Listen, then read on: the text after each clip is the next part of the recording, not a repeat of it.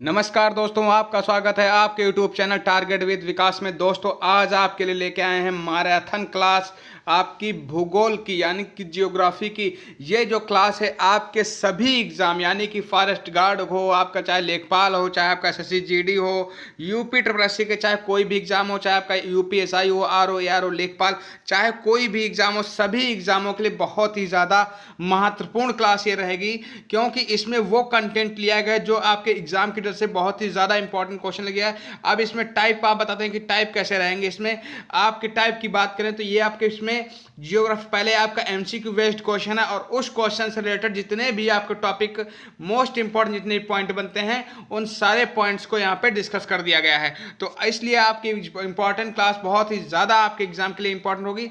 Special ये काफ़ी लोगों ने कमेंट किया सर फॉरेस्ट गार्ड का एग्जाम लगा हुआ है, से जीडी का एग्जाम लगा हुआ है, लेखपाल की वैकेंसी आने वाली हैं, तो इसके लिए कुछ आपकी क्लासेस स्टार्ट कर दीजिए। तो इन सभी लोगों के लिए बहुत ही ज़्यादा इम्पॉर्टेंट है। आप लोगों को ये पूरी क्लास देखनी है, इसकी बिल्कुल में नहीं करना है, क्योंकि ये आपका बेस्ट से बेस्ट कंटेंट है। इसमें आपको इसकी पीडीएफ भी प्रोवाइड करा दी जाएगी और आपको इसमें आप पीडीएफ, और जिन्होंने व्हाट्सएप ग्रुप अभी तक नहीं ज्वाइन किया है फॉरेस्ट गार्ड का, वो लोग फॉरेस्ट गार्ड का व्हाट्सएप ग्रुप भी ज्वाइन कर लें, ठीक है। तो उन सभी लोगों के ये क्लासेस लाई गई है। बहुत ही ज़्यादा इंपॉर्टेंट क्वेश्चन है।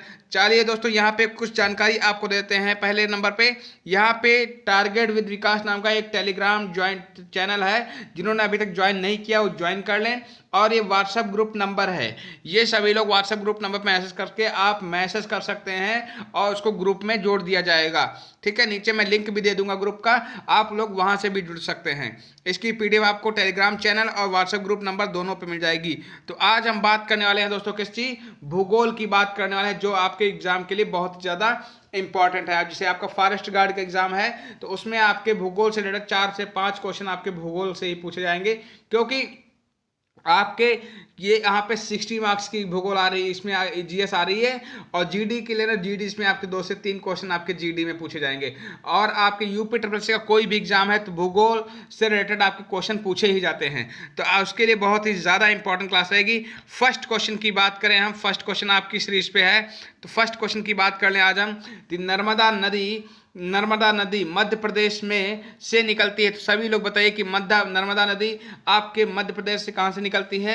तो जिसको भी आंसर आता हो कमेंट बॉक्स में आंसर दे सकता है, और इससे रिलेटेड जितने भी पॉइंट्स बनेंगे सारे पॉइंट्स को डिस्कस कर लेंगे। आइए दोस्तों, आपको यहाँ पे आंसर दिखा देते हैं। तो मैं आंसर की बात करूंगा तो अमरकंटक की पहाड़ियों से, कहाँ से, अमरकंटक की पहाड़ियों से निकले हुआ है। ऑप्शन नंबर यहाँ पे 2 सही हो जाएगा। चलिए दोस्तों, इससे रिलेटेड आपकी व्याख्या के बारे में बात करेंगे, मतलब इससे रिलेटेड जो पॉइंट्स आपके बन रहे हैं, क्या क्या पॉइंट्स हैं।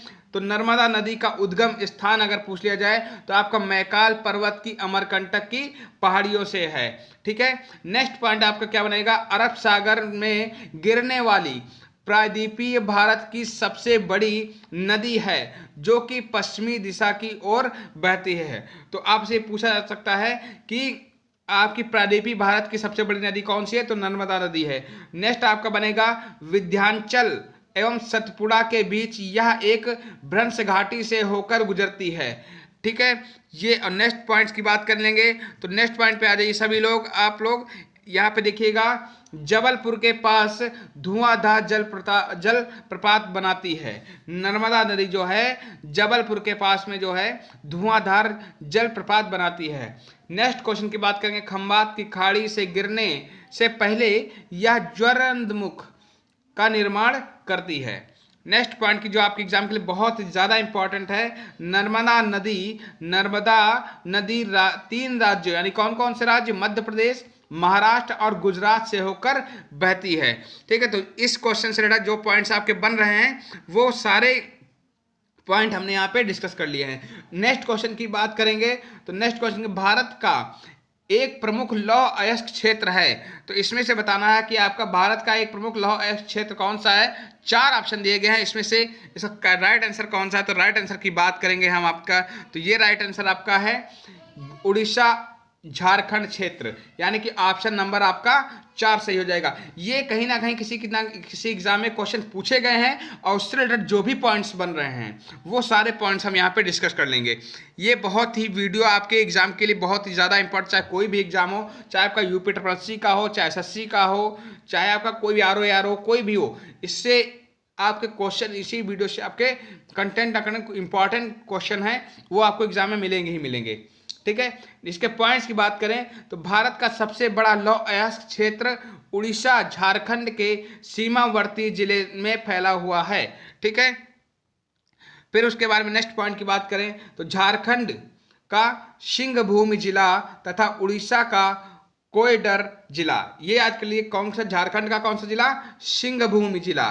ठीक है, और उड़ीसा का कोयडर जिला इस श्रेणी में आते हैं। नेक्स्ट की बात करेंगे, लौह अयस्क उत्पादन में भारत का कौन सा स्थान है, तो 6वां स्थान है। बहुत कई बार पूछा गया है कि लौह अयस्क उत्पादन में भारत का कौन सा स्थान है, तो 6वां स्थान है। नेक्स्ट की बात कर लें तो यहाँ पे देखेंगे सर्वाधिक लौह अयस्क भंडार वाले भारत के राज्य कौन कौन से हैं, आप याद कर लीजिए क्रम से, कर्नाटक, उड़ीसा और झारखंड। ठीक है, नेक्स्ट सर्वाधिक लोहा अयस्क उत्पादन वाले भारत के राज्य कौन कौन से हैं, उड़ीसा, कर्नाटक, झारखंड। अब यहाँ पे आपको समझना होगा कि यहाँ पे बात किया है कि भंडार की, लौह अयस्क भंडार की बात करें तो आप कर्नाटक को सबसे नंबर 1 पे ले जाएंगे, सेकंड पे उड़ीसा रहेगा और थर्ड पे आपका कौन सा रहेगा, तो थर्ड पे बात करेंगे तो आपका थर्ड पे रह जाएगा ये उड़ीसा, झारखंड थर्ड पे रहेगा। और लौह अयस्क उत्पादन की बात करेंगे तो आपका फर्स्ट पे आ जाएगा उड़ीसा, सेकंड पे कर्नाटक, थर्ड पे आपका झारखंड। ठीक है, नेक्स्ट क्वेश्चन की बात कर ले यहाँ पे तो तमिलनाडु की प्रख्यात शास्त्रीय नृत्य शैली कौन सी है, तो यहाँ पे आपको ऑप्शन दिखा दे रहे हैं। तो ऑप्शन की बात करें यहाँ पे भारतनाट्यम दिया गया है, कुचिपुड़ी, कथक या मोहिनीअट्टम। तो यहाँ पे तमिलनाडु का कौन सा है, भारतनाट्यम। अब इससे रिलेटेड आपके कौन से पॉइंट्स बन रहे हैं ये यहाँ पे देख लिया आप सभी लोग। भारतनाट्यम तमिलनाडु की प्रख्यात शास्त्रीय नृत्य शैली है। ठीक है, नेक्स्ट, भारतनाट्यम को भारत के शास्त्रीय नृत्य अन्य सभी बोलियों की मां कहा जाता है। अब यहाँ कुचिपुड़ी की बात करें तो आंध्र प्रदेश की शास्त्रीय नृत्य शैली है। कथक की बात कर लें तो उत्तर भारत का एक प्रमुख लोक नृत्य है। मोहिनीअट्टम की बात करें तो केरल राज्य का शास्त्रीय नृत्य है। ये जितने लोग फॉरेस्ट गार्ड का जितने लोग एग्जाम देने जा रहे हैं या एसएससी जीडी का जिनका एग्जाम लगा हुआ है उनके लिए बहुत ही ज़्यादा इंपॉर्टेंट क्वेश्चन है। आप लोग जब एग्जाम दे के आएंगे तो आपको इसमें से क्वेश्चन आपको इसी वीडियो मैराथन क्लास से ही मिल जाएगा। ठीक है, तो आप लोग पूरा वीडियो देखिएगा, इसकी बिल्कुल मत कीजिए भाई। एक बार सभी लोग हाँ जोर से लाइक करिएगा, जितने लोग भी ये देख रहे हैं सभी लोग लाइक करिएगा। भारत देश का सबसे छोटा राज्य कौन सा है, कई बार एग्जाम में रिपीट हुआ कई राज्यों में, तो आप लोगों ने रट रखा होगा कौन सा है, गोवा है। अब गोवा से रिलेटेड आपके कौन से पॉइंट्स बनेंगे, तो पॉइंट्स की बात करें यहाँ पे देखेंगे आप लोग कि भारत का सबसे छोटा राज्य क्षेत्र के अनुसार गोवा राज्य है। इसका क्षेत्रफल कितना है, तो 3720 वर्ग किलोमीटर। अब भारत की जनसंख्या के अनुसार सबसे छोटा राज्य आपका कौन सा जनसंख्या के अनुसार, तो सिक्किम। ये दोनों पॉइंट्स रख लीजिए। फिर नेक्स्ट की बात कर लें हम तो यहाँ पे गोवा जनसंख्या के अनुसार भारत का चौथा सबसे छोटा राज्य है। तो गोवा की बात करें तो वो जनसंख्या के अनुसार बात हो तो भारत का चौथा सबसे छोटा राज्य है। ये 3 पॉइंट्स आपके एग्जाम के लिए बहुत ही ज़्यादा महत्वपूर्ण हो जाते हैं। नेक्स्ट क्वेश्चन की बात कर लें हम यहाँ पे तो लावणी कौन से राज्य का लोक नृत्य प्रकार है, तो यहाँ पे बताइए कौन से प्रकार, तो महाराष्ट्र का। कहाँ का, महाराष्ट्र का है। अब इससे रिलेटेड कौन से पॉइंट्स बनेंगे आपके, लावणी महाराष्ट्र राज्य का एक प्रमुख लोक नृत्य है। महाराष्ट्र के विभिन्न लोक नृत्य काबा, डिंडी, काली, धनगड़ी, गाढ़ा और पोवाड़ा, ठीक है, ये आपके लिए महाराष्ट्र से विभिन्न लोक नृत्य हैं महाराष्ट्र के। बिहार के लोक नृत्य, बिहार राज्य के लोक नृत्य की बात करें तो विदेशिया, घटनी नृत्य, घुमरी नृत्य और आपका कजरी नृत्य, ये आपके बिहार राज्य के हैं। फिर उसके बाद में गुजरात राज्य की बात करें तो गुजरात में गरबा, डांडिया और भवई, ये रट लीजिए आप लोग। नेक्स्ट आप राजस्थान की बात कर लें तो राजस्थान राज्य में आपका कौन सा है, घूमर, चत्र नृत्य, ठीक है, कालबेलिया नृत्य, गैर नृत्य, कठपुतली नृत्य, ये आपके राजस्थान में होते हैं। 6 नंबर क्वेश्चन की बात करेंगे।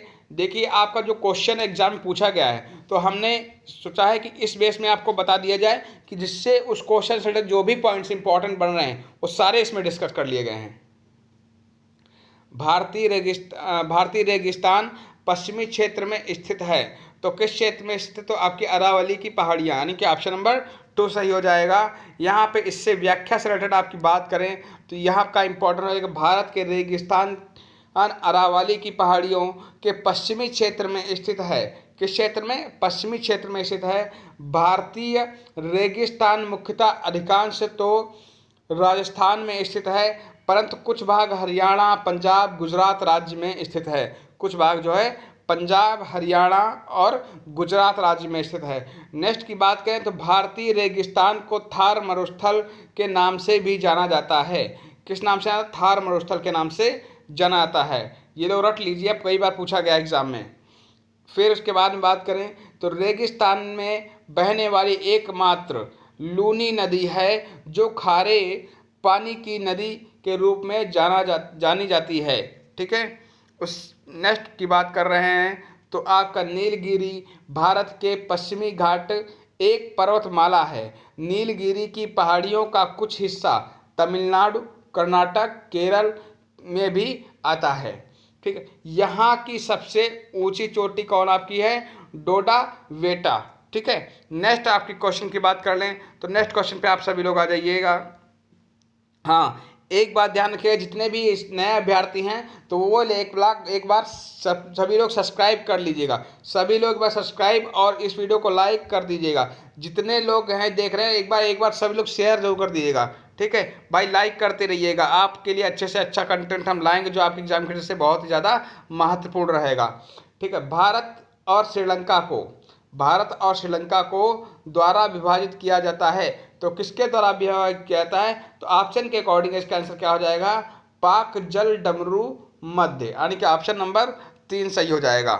अब इससे रिलेटेड आपके जो पॉइंट्स बन रहे हैं, देखिए कौन से इंपॉर्टेंट पॉइंट्स हैं। भारत और श्रीलंका को पाक जल डमरू मध्य द्वारा विभाजित किया जाता है, ठीक है। यह जल संधि पूर्वोत्तर के पाक की खाड़ी को दक्षिण पश्चिम में मन्नार की खाड़ी से जोड़ती है।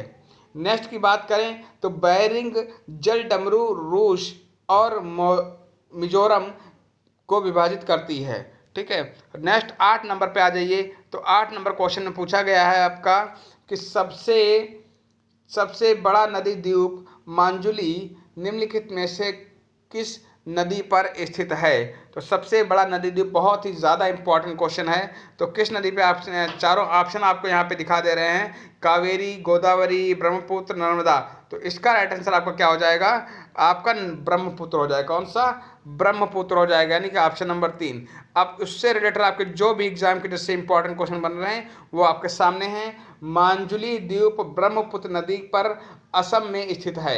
मांजुली द्वीप जो है ब्रह्मपुत्र नदी पर असम में स्थित है। और उसके बाद बात करें, ब्रह्मपुत्र नदी का उद्गम हिमालय के उत्तर में तिब्बत के पुरंग जिले में स्थित मानसरोवर झील के निकट होता है, ठीक है। ब्रह्मपुत्र नदी 3 देशों से होकर बहती है। कौन कौन से देश? भारत, तिब्बत और बांग्लादेश से होकर बहती है।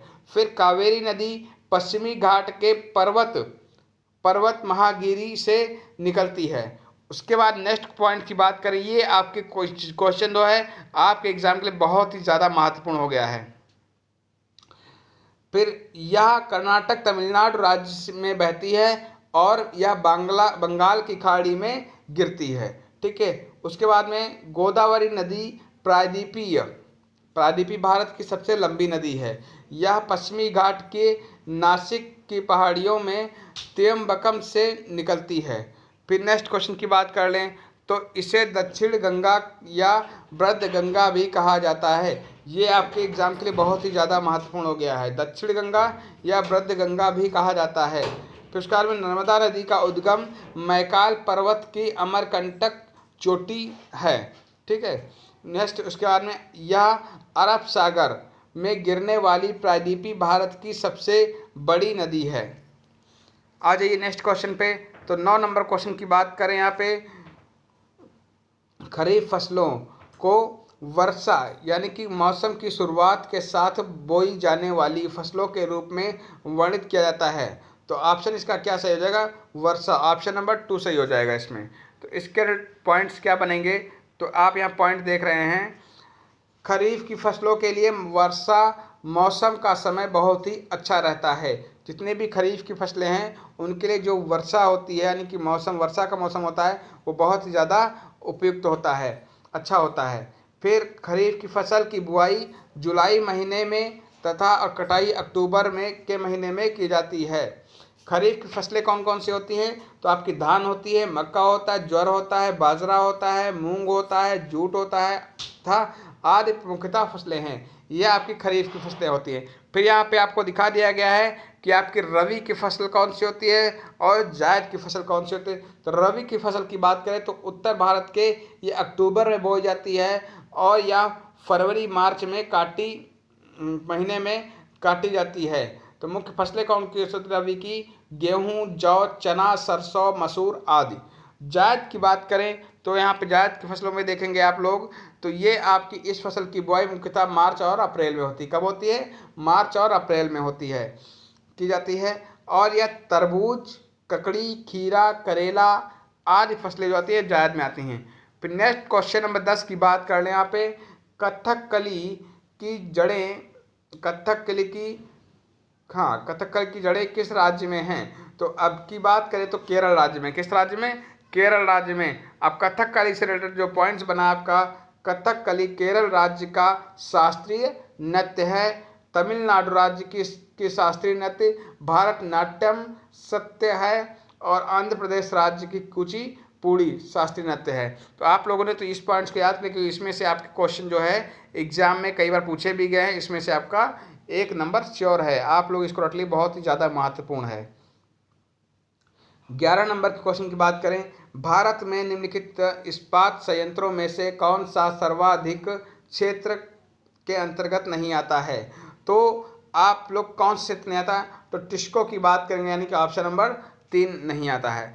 देखो जितने लोग भी देख रहे हैं, अगर उनको ये वीडियो अच्छा लग रहा है तो एक बार लाइक शेयर जरूर कर दें। जिन्होंने अभी तक सब्सक्राइब नहीं किया सब्सक्राइब कर दीजिए। अगर वीडियो अच्छा लग रहा है तो आप लोग कमेंट बॉक्स में कमेंट करिए जिस टॉपिक पे आपको वीडियो चाहिए, जिस सब्जेक्ट को चाहिए, उस सब्जेक्ट का आपका मैराथन चाहेंगे मैराथन या टॉपिक वाइज चाहेंगे तो टॉपिक वाइज वीडियो बना दिया जाएगा।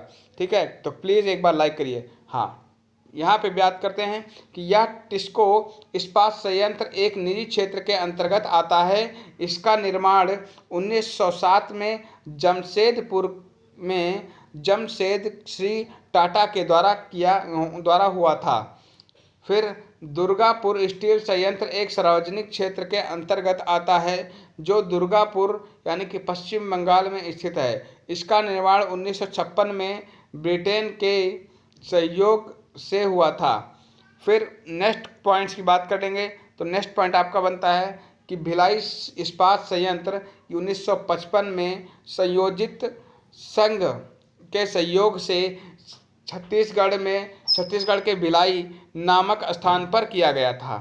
राउरकेला स्टील संयंत्र उड़ीसा राज्य के जमीन के सहयोग से 1953 के निर्माण में किया गया था। ठीक है, अब 13 नंबर क्वेश्चन की बात कर लें तो नीली क्रांति से संबंधित क्वेश्चन दिया गया है। नीली क्रांति से संबंधित आज बच्चों ने जो ग्रुप पे एक टॉपिक शेयर भी किया था कुछ बच्चों ने, तो जिन्होंने अब इसको पढ़ा है तो यहाँ पे इस क्वेश्चन का आंसर दें। तो नीली क्रांति से संबंधित है आपका, किससे संबंधित है आपका, तो आपका ये हो जाएगा मत्स्य उत्पादन से, यानी कि ऑप्शन नंबर सी हो जाएगा, ऑप्शन नंबर 3 हो जाएगा। हाँ, फिर नेक्स्ट क्वेश्चन की इसके व्याख्या से कौन से क्वेश्चन बनते हैं वो देख लीजिए। आपका नीली क्रांति मत्स्य उत्पादन से संबंधित है। भारत में नीली क्रांति का जनक अरुण कृष्णन, ठीक है, को माना जाता है। जनक याद कर लीजिए, कई बार एग्जाम पूछे जा रहे हैं। देश के में कुल मछली उत्पादन में अग्रणी राज्य कौन सा है, तो सबसे पहले पश्चिम बंगाल, फिर आंध्र प्रदेश, फिर गुजरात, फिर केरल, फिर तमिलनाडु आता है। ठीक है, तो 14 नंबर क्वेश्चन की बात करें तो लक्षद्वीप समूह में स्थित है। तो बताइए आप लोग, लक्षद्वीप समूह में स्थित है तो कौन स्थित है आपका, प्रशांत महासागर। कौन, प्रशांत महासागर आपका लक्षद्वीप समूह में स्थित है। फिर इसके रिलेटेड जो पॉइंट्स बन रहे हैं, तो पॉइंट्स की बात करें यहाँ पे, तो लक्षद्वीप अरब सागर में स्थित है। कहाँ स्थित है? अरब सागर में स्थित है। एक मिनट, लक्षद्वीप समूह में स्थित है, तो आपके अरब सागर में स्थित है। यहाँ पे पॉइंट कुछ गलत है यहाँ पे, ठीक है। फिर यहाँ पे देखिएगा नेक्स्ट पॉइंट्स की बात करें तो लक्षद्वीप भारत का एक केंद्र शासित प्रदेश है जो भारत के दक्षिण पश्चिम 200 से 400 किलोमीटर की दूर स्थित एक द्वीप समूह है। नेक्स्ट क्वेश्चन की बात कर लें, यहाँ पे लक्षद्वीप की राजधानी की बात करें तो आपकी कवरत्ती है। कौन है? कवरत्ती है। इस द्वीप में कुल 36 द्वीप हैं। कितने द्वीप हैं? 36 द्वीप है। यह प्रशांत महासागर, एशिया और अमेरिका को अलग करता है। यह विश्व का सबसे बड़ा तथा सबसे गहरा महासागर है। बंगाल की खाड़ी विश्व की सबसे बड़ी खाड़ी है। हिंद महासागर दुनिया का तीसरा सबसे बड़ा समुद्र है और पृथ्वी पर उपस्थित पानी का लगभग 20% भाग इसमें समाहित है। फिर उसके बाद आ जाइए 15 नंबर, लट्ठमार होली कहाँ मनाई जाती है? देखो इसका आंसर सभी लोगों को आ रहा होगा। एक बार सभी लोग कमेंट कर दीजिए। सभी लोग जितने लोग भी देख रहे हैं, सभी लोग लट्ठमार होली कहाँ मनाई, सभी लोग एक बार कमेंट करके आंसर का आंसर दीजिए। जितने भी अभ्यर्थी देख रहे हैं तो उनको हमें पता चला है कि कितने लोग देख रहे हैं मन से। 15 नंबर क्वेश्चन तक हमारा साथ निभा रहे हैं सभी लोग।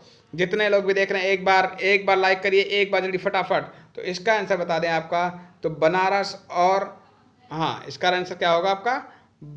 बनारस और नंदगांव। बिल्कुल सही, ऑप्शन नंबर ए जितने लोग दे रहे हैं उनका आंसर सही है। अब इससे रिलेटेड जो पॉइंट्स की बात करें तो बनारस और नंदगांव में मनाई जाती है। नंदगांव मथुरा जिले के उत्तर प्रदेश में स्थित है। लट्ठमार होली डंडा और ढाल से खेली जाती है। इसमें स्त्री और पुरुष दोनों ही आनंद लेते हैं। लट्ठमार होली एक हफ्ते तक चलती है। कितने हफ्ते तक चलती है?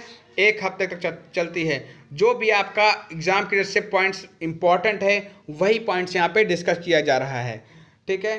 तो प्रकृति में रेतीली और गुड़ में लवणीय होती है, तो कौन होती है? तो शुष्क मिट्टी। ऑप्शन नंबर 1 सही हो जाएगा।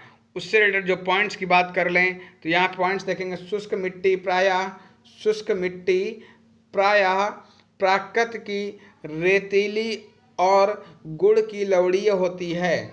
फिर शुष्क मिट्टी मुख्यतः राजस्थान, हरियाणा, दक्षिण पंजाब क्षेत्रों में पाई जाती है। इस मिट्टी में गेहूँ, बाजरा, मूंगफली मुख्यतः उगाई जाती हैं। सबसे ज़्यादा जलोढ़ मिट्टी होती है जो हिमालय की नदियों द्वारा लाई गई अपशिष्ट से बनती है। यह 2 तरह में पाई जाती है। कौन सी? दोमट और खादर। हाँ, यह गंगा और ब्रह्मपुत्र के मैदानों में पाई जाती है। कहाँ पाई जाती है? गंगा और ब्रह्मपुत्र के मैदानों में। हाँ, अब आइए कुछ पॉइंट्स यहाँ पे डिस्कस कर रहे हैं। पूरा क्लास कंटिन्यू रखिएगा, अभी क्लास कंटिन्यू रहेगा। कुछ भी अब और क्वेश्चन बाकी हैं, इसमें बहुत ही अच्छे क्वेश्चन लेके हैं।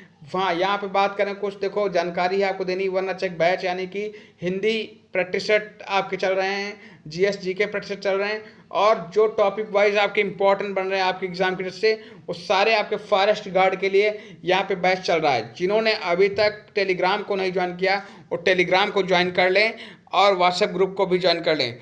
अब मैं बात कर रहा हूँ मोस्ट इम्पॉर्टेंट क्वेश्चंस की बात कर लें कि किसी भी आपका चाहे GS हिस्ट्री हो, जियोग्राफी हो, polity, economics, static GK, marathon classes, UP GK special classes, सारी क्लासेस पे कराई जा रही हैं। आपको मैंने जो टारगेट दिया है, मेरा फॉरेस्ट गार्ड टारगेट है कि मेरा साथ रहेगा। मैं सोचता हूँ ये कि जो मैं क्वेश्चन कंटेंट दे रहा हूँ आपके अधिक से अधिक उपयोग में आए, आपके एग्ज़ाम में अधिक से अधिक वहाँ से क्वेश्चन पूछे जाएं, तो मैं वही कंटेंट लेके आ रहा हूँ। इसीलिए आप लोगों को hard work plus smart study करनी है। मतलब कम पढ़ के आपको अधिक मार्क्स लाने हैं। और हार्ड वर्क का मतलब ये नहीं कि दिन रात पढ़ते ही रहें, एक स्मार्ट तरीके से पढ़ना है। ठीक है। हार्ड वर्क तो एक किसान भी करता है, एक रिक्शा चालक भी करता है, ठीक है। तो उस तरीके से नहीं, आपको अपना तरीका चेंज करना होगा कैसे करना है, ठीक है। चलिए दोस्तों, निम्नलिखित में से कौन सी सिंधु नदी की उपनदी नहीं है, इसमें बताना है कौन सी सिंधु नदी की उपनदी है। तो गंगा की बात कर लें, वो नहीं है, आपकी ऑप्शन नंबर 1 सही हो जाएगा। तो इससे रिलेटेड व्याख्या की बात करें तो व्याख्या में आ जाइए आप सभी लोग। सिंधु नदी का उद्गम तिब्बत में मानसरोवर झील के निकट गिरेमायंग डुंडा ग्लेशियर से होता है। इसकी सहायक नदियां में झेलम, चिनाब, रावी, व्यास, सतलज, वास्कर आदि नदियां हैं, ठीक है। झेलम नदी यह पीर पंजाल पर्वत में स्थित शेषनाग झील के निकट बुलर झील में मिलती है। झेलम तथा रावी नदी पाकिस्तान के चिनाब नदी में मिलती है। गंगा नदी की बात कर लें तो यहाँ पे गंगा नदी के बारे में डिस्कस करेंगे। तो गंगा नदी का उद्गम उत्तराखंड के उत्तरकाशी गौमुख के निकट दिखाई देती है। गंगा भारत की सबसे लंबी नदी है, बहुत ही ज़्यादा इम्पोर्टेंट है। गंगा नदी की सहायक नदियाँ कौन कौन सी हैं, तो यमुना, सोन, घाघरा, गंडक, गोमती आदि। तो ये आपकी गंगा नदी की सहायक नदियाँ हैं। रावी नदी की बात कर लें यहाँ पे, तो रावी नदी में आप लोग देखेंगे कि इसका उद्गम आपका कांगड़ा के रोहतांग दर्रे के निकट है। चिनाब नदी की बात करें तो यह सिंधु की सहायक नदी है जो हिमाचल प्रदेश में चंद्रभाग बनाते हैं। फिर आप 18 नंबर क्वेश्चन पे आ जाइए। 18 नंबर क्वेश्चन पे बात करें तो यहाँ पे जम्मू और कश्मीर के बंजारे हैं, तो गुज्जर बकरवाल, ठीक है, बकरवाल। हाँ, ऑप्शन नंबर ए जितने लोग आंसर दें उनका सही है। हाँ, आइए व्याख्या की बात करते हैं। तो गुज्जर बकरवाल जम्मू कश्मीर के बंजारे शैपी नेपाल के बंजारे हैं। भेड़िया की बात करें तो भेटिया तो उत्तराखंड, उत्तर प्रदेश का तराई क्षेत्र, सिक्किम, पश्चिम बंगाल और त्रिपुरा के बंजारे हैं भेटिया के लोग। फिर गद्दी या चरवाहे की बात कर लें तो हिमाचल प्रदेश के कांगड़ा और चिनाब जिले चंबल जिले के बंजारे हैं ये। तो ये आपसे पूछी जाती हैं जातियों के बारे में पूछा जा सकता है, तो इसीलिए क्वेश्चन रखा गया है, बहुत ज़्यादा महत्वपूर्ण है। फिर नदी एकमात्र प्राकृतिक जल स्रोत है जो रेगिस्तान में एक झील के अंदर बहती है। तो कौन सी नदी, तो लूनी नदी। कौन सी नदी, लूनी नदी। तो यहाँ पे पॉइंट्स की बात करेंगे। लूनी नदी एकमात्र प्राकृतिक जल स्रोत है जो रेगिस्तान के एक झील के अंदर बहती है। लूनी नदी अजमेर में अरावली के नाम पर विलुप्त हो जाती है जो झील में गिरती है। इसे भारत की लवड़ी नदी भी कहते हैं। काली नदी की बात कर लें यहाँ पे, तो काली नदी में देखेंगे इस नदी का उद्गम उत्तरायण के पिथौरागढ़ जिले में है। किस नदी, पिथौरागढ़ जिले में है। यह नदी उत्तर प्रदेश और झारखंड में बहने वाली नदी है। यह नदी घाघरा यानी कि सरयू नदी के उपनदी बन जाती है। गंगा नदी में देखेंगे तो इस नदी का उद्गम गौमुख के निकटतम गंगोत्री नदी में और बंगाल की खाड़ी में गिर जाती है। फिर तीस्ता की बात कर लें तो तीस्ता नदी का उद्गम स्थल सिक्किम राज्य में है। यह नदी सिक्किम तथा पश्चिम बंगाल राज्य के बांग्लादेश से होकर बहती है। चलिए नेक्स्ट क्वेश्चन की बात कर लें। क्वेश्चन नंबर 20 की बात कर लें तो आपका देखिए, आपको नंबरिंग तो दिखाई दे रही होगी, क्वेश्चन नंबर 20 है, लेकिन ये नहीं समझ पा रहे हैं आप हैं कि कितने रिलेटेड आपके इससे रिलेटेड कितने ज़्यादा पॉइंट्स पूछ लिए गए हैं, बहुत ही ज़्यादा, जो आपके एग्ज़ाम के लेवल को लेकर देखकर और आपके एग्ज़ाम के लिए बहुत ही ज़्यादा इम्पॉर्टेंट। चाहे कोई भी एग्ज़ाम हो यूपी का, चाहे आपको फॉरेस्ट गार्ड का हो, चाहे SSGD का हो, चाहे आपका लेखपाल हो, कोई भी एग्ज़ाम हो यूपी का, उसके लिए बहुत ही ज़्यादा महत्वपूर्ण क्लास है ये। फिर उसके बाद में क्वेश्चन नंबर 20 की बात कर लें तो उत्तरीय भारतीय मैदानों को दलदल पट्टी के नाम से जाना जाता है। तो तराई नाम से जाना जाता है। किस नाम से, तराई नाम से जाना जाता है। तो आपका ऑप्शन नंबर 2 सही हो जाएगा। व्याख्या की बात कर लें तो व्याख्या में आप सभी लोग आ जाएंगे। उत्तरी भारतीय नदी मैदानों की दलदली पट्टी के तराई क्षेत्र कहा जाता है। यह क्षेत्र पश्चिम में यमुना नदी से लेकर पूर्व में ब्रह्मपुत्र नदी तक फैला हुआ है। दोआब की बात करें तो दोआब दो नदियों के बीच के क्षेत्र को कहते हैं। भारत में दोआब क्षेत्र गंगा और यमुना नदी के बीच में स्थित बीच के क्षेत्र को बोला जाता है। भांवर की बात करें भांगर की तो आप भांगर में देखेंगे भांगर वे क्षेत्र हैं जो बाढ़ के मैदानों से हैं जो अधिक भूमि पर स्थित हैं।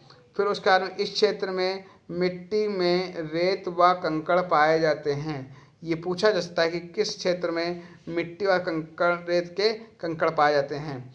फिर खादर की बात कर लें तो आपके जो बांगर है वो खादर है। तो खादर की बात करें आपका खादर निचले क्षेत्र में है। किस क्षेत्र में? निचले क्षेत्र में है, जो एक नदी के बाढ़ क्षेत्र होते हैं और जो आमतौर पर बाढ़ग्रस्त वोगा क्षेत्र की तुलना में अपेक्षाकृत संकीर्ण होते हैं।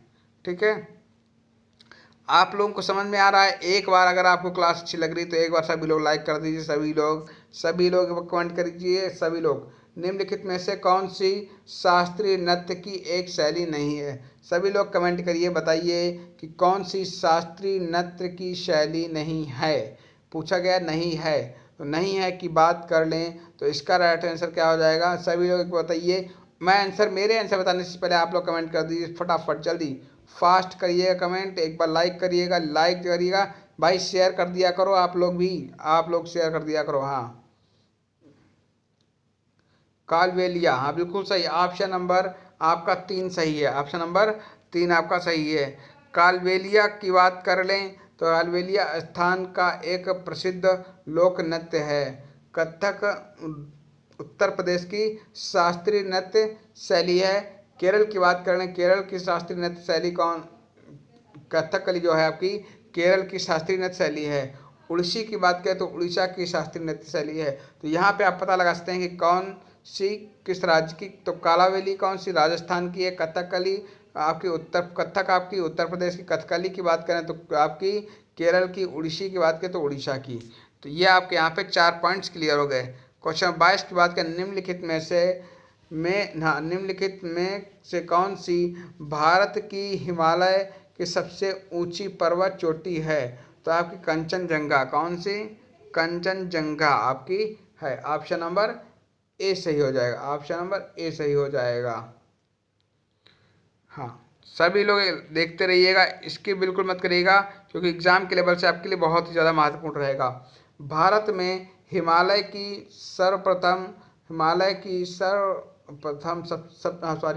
भारत में हिमालय की सबसे ऊंची पर्वत चोटी कंचनजंगा है। भारत में हिमालय की सबसे ऊंची पर्वत चोटी कौन सी है? तो कंचनजंगा है। कितनी है? 8,586 मीटर है, जो सिक्किम राज्य में स्थित है। ये भी पूछा जा सकता है कि ये कहाँ स्थित है? तो आपके सिक्किम राज्य में स्थित है। फिर आपके नमचा बरवा यानी कि 7,782 मीटर चीन की पर्वत चोटी है। फिर माउंट एवरेस्ट विश्व की शिखर और ऊंची चोटी है। माउंट एवरेस्ट विश्व की सबसे ऊंची चोटी है। फिर नेपाल देश में स्थित इसकी लंबाई 8,848 मीटर है। 8,848 मीटर है। फिर नंदा देवी की बात कर लें तो दूसरी सबसे ऊंची चोटी भारत की मांग है। हाँ, नंदा देवी की बात करें तो दूसरी सबसे ऊंची चोटी भारत की मानी जाती है। इसकी लंबाई आपके 7,816 मीटर, जो उत्तराखंड राज्य में स्थित है। 23 नंबर की क्वेश्चन की बात करें तो आपका हिमालय की ऊंची पर्वतमालाओं में घास के विशाल मैदान कहलाते हैं, तो उन्हें क्या कहलाता है? आपका बोगास कहला जाता है। ऑप्शन नंबर 4 सही हो जाएगा। कौन सा? ऑप्शन नंबर 4 सही हो जाएगा। अब इस रिलेटेड पॉइंट्स की बात कर ले यहाँ पे, तो हिमालय की ऊंची ऊंची पर्वतमालाओं में घास के विशाल मैदानों को बोगास कहते हैं, जो उत्तराखंड के गढ़वाल जिले में पाई जाती है। कहाँ पाई जाती है? गढ़वाल जिले में पाई जाती है।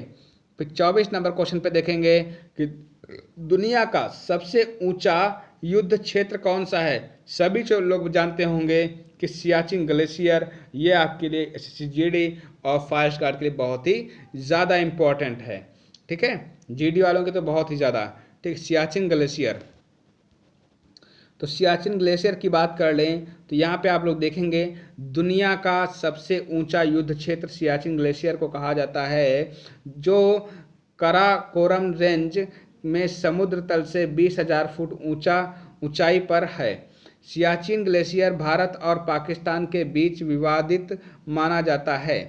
कहाँ, किसके किसके बीच में? भारत और पाकिस्तान के बीच में।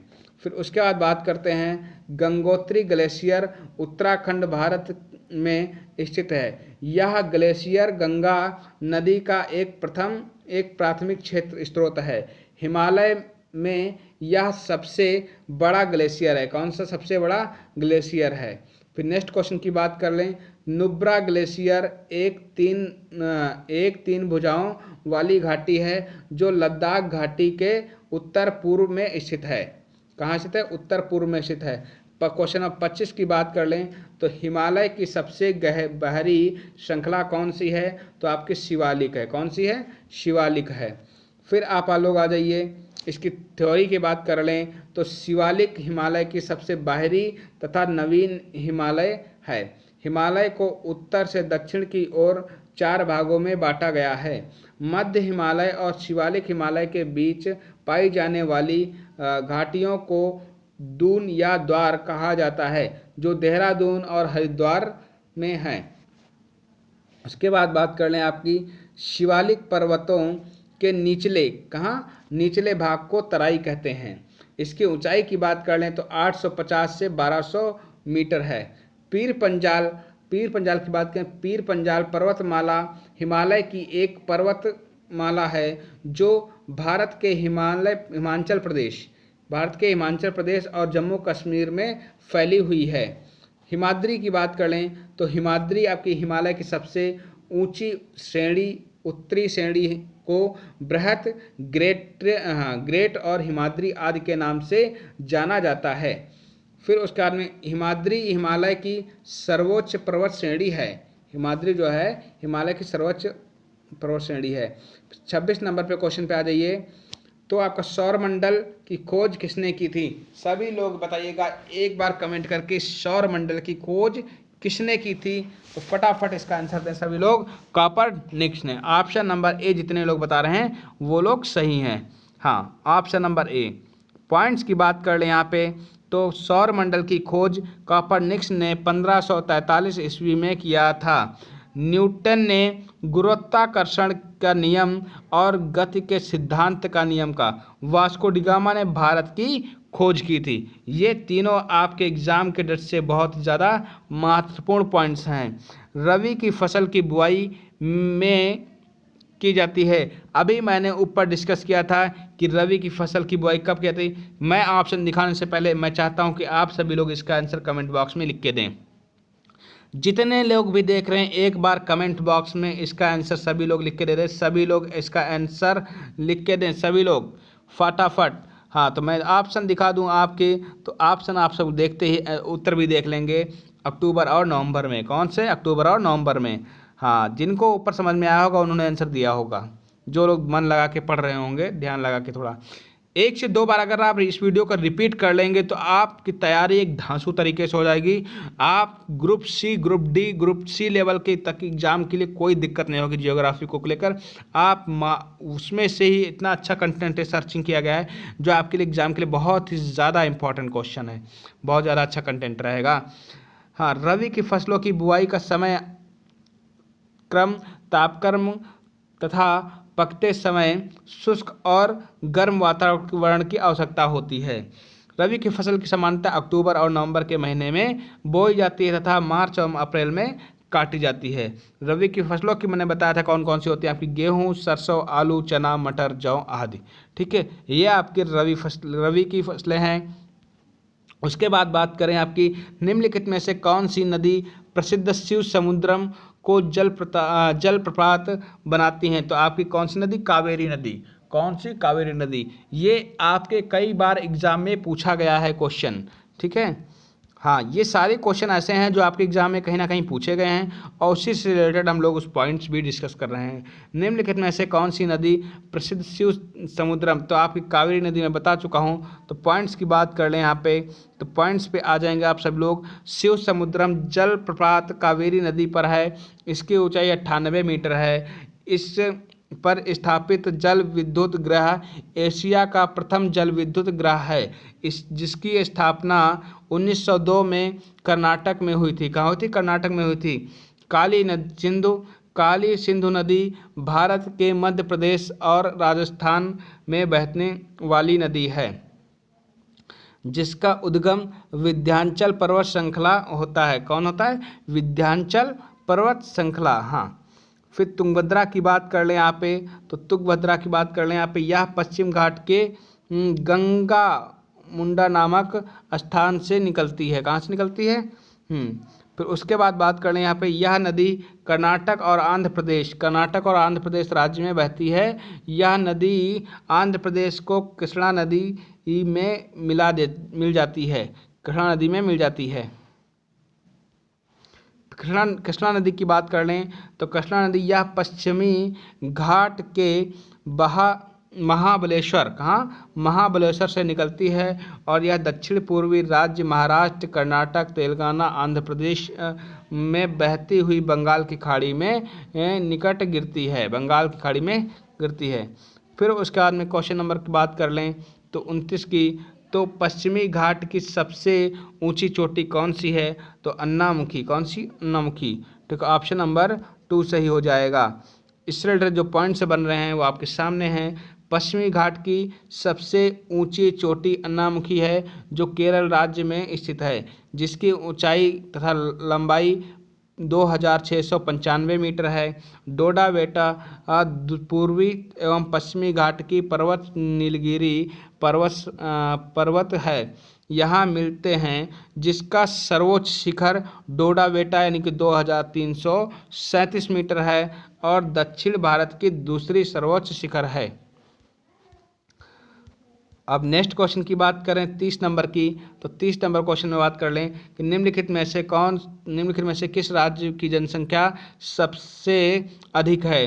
तो आपका आंसर रहेगा उत्तर प्रदेश। ऑप्शन के कौन? उत्तर प्रदेश। ठीक है, हाँ, उत्तर प्रदेश। फिर आपका इसका ऑप्शन का सर्वाधिक सबसे अधिक जनसंख्या वाला राज्य कौन सा? आपका उत्तर प्रदेश। आप लोग रट लीजिए। 31 नंबर क्वेश्चन की बात कर लें यहाँ पे, तो निम्नलिखित में से कौन से व्यापार अवरोधक नहीं है? तो कौन सा व्यापार अवरोधक नहीं है? तो निर्यात सुरक्षा। ऑप्शन नंबर 3 सही हो जाएगा। कौन सा? ऑप्शन नंबर 3 सही हो जाएगा। तो इसकी व्याख्या की बात कर लें तो आप क्या व्यापार अवरोधक अंतर्राष्ट्रीय व्यापार पर सरकार द्वारा प्रेरित प्रतिबंध है। अवरोध जो आयात एवं एक वित्तीय बोझ लगाती है। फिर नेक्स्ट क्वेश्चन 32 नंबर की बात करें तो 32 नंबर पे आज सभी लोग, तटीय उड़ीसा का प्राचीन नाम क्या था? तो क्या था?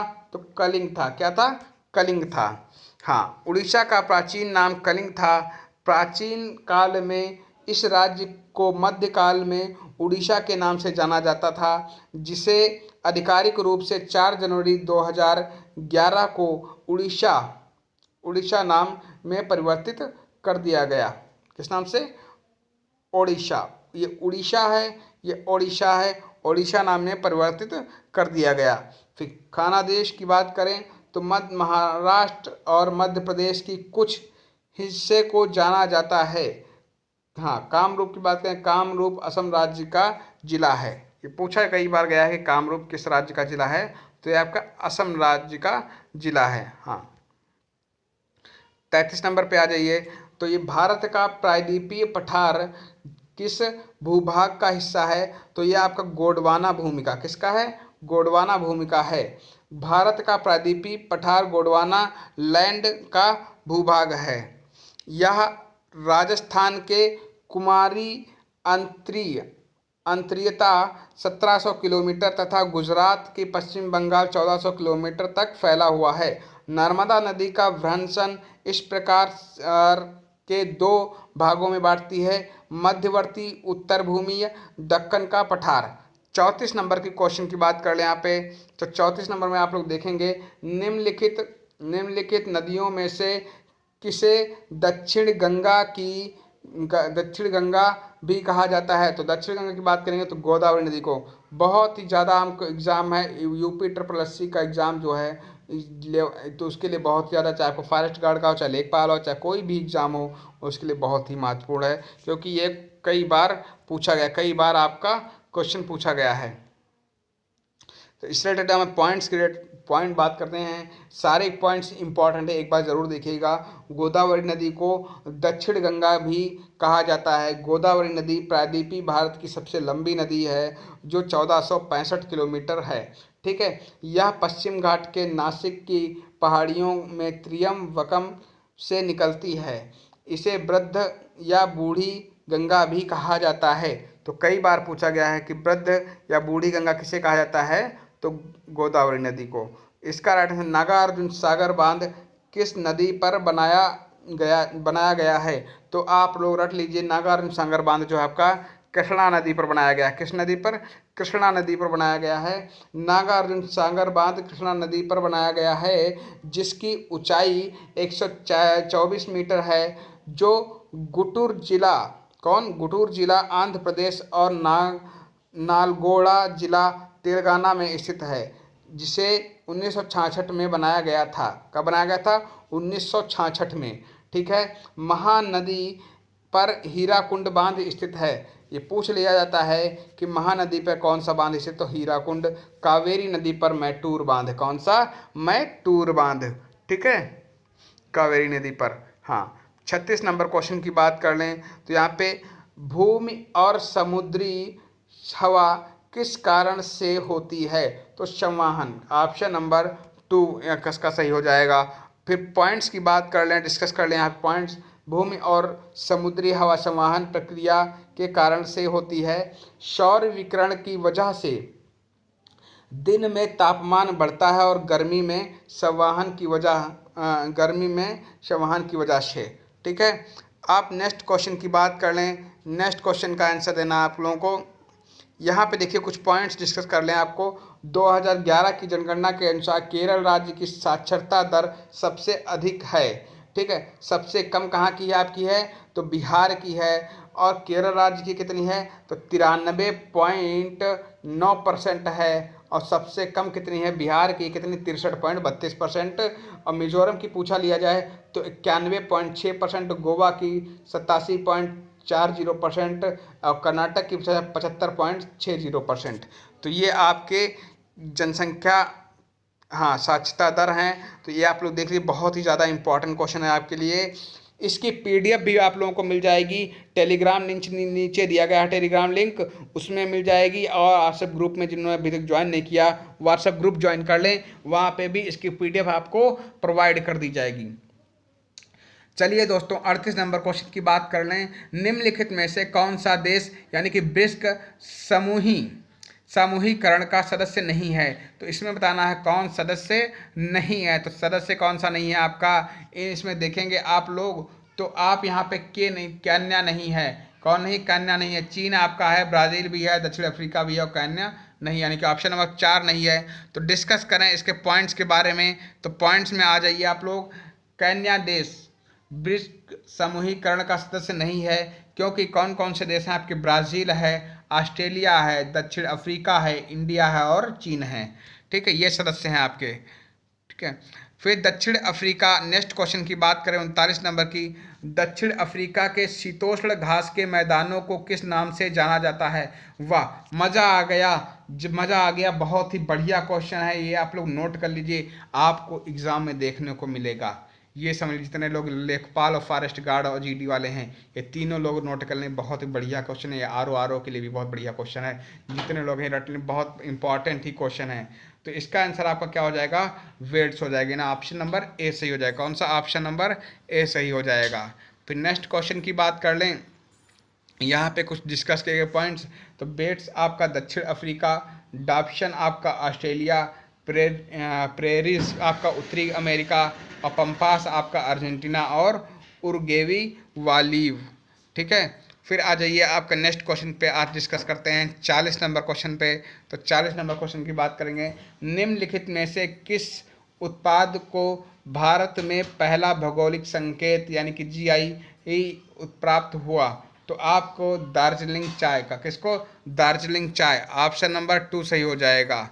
फिर आइए पॉइंट्स की बात करें, तो दार्जिलिंग चाय के उत्पाद को भारत में पहला भौगोलिक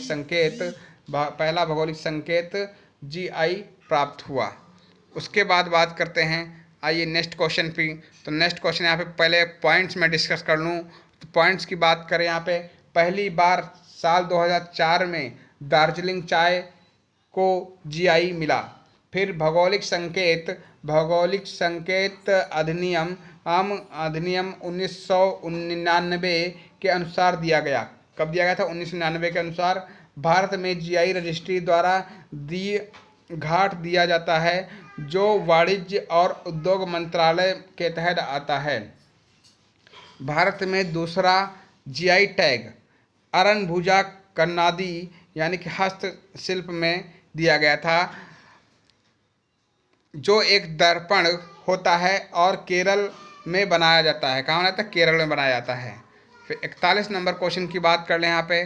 तो 41 नंबर क्वेश्चन में देखेंगे आप लोग कि 2011 की जनगणना के अनुसार भारत में मुसलमानों का कुल प्रतिशत कितना है। ठीक है, तो आपका 14.32% है। कितना है, 14.2% है। यहाँ पे बात कर लेंगे 2000 जनगणना के अनुसार भारत में मुसलमानों का प्रतिशत कितना है, 14.2%। हिंदुओं की बात करें तो 79.8%, ईसाई की बात करें तो 2.3%, सिख की बात करें तो 1.7%, बौद्ध की बात करें तो 0.7%।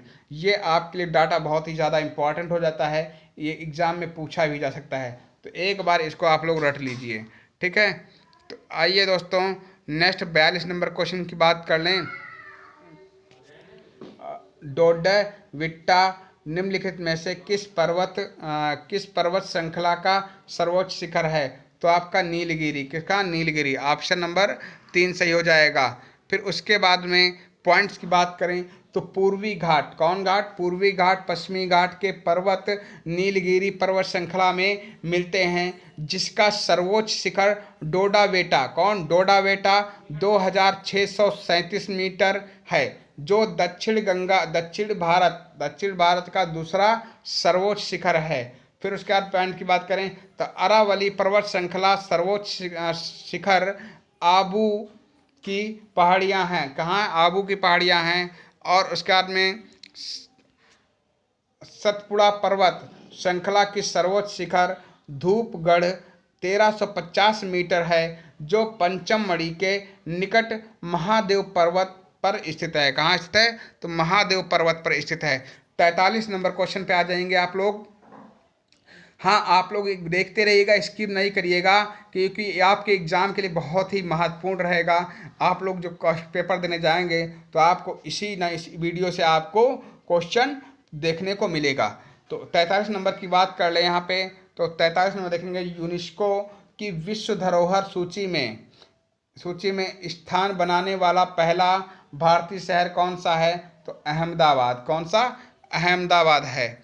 हाँ, यूनेस्को की विश्व धरोहर सूची में अहमदाबाद पहला स्थान बनाने वाला भारतीय शहर है, जो गुजरात में स्थित है। कहाँ स्थित है, गुजरात में स्थित है।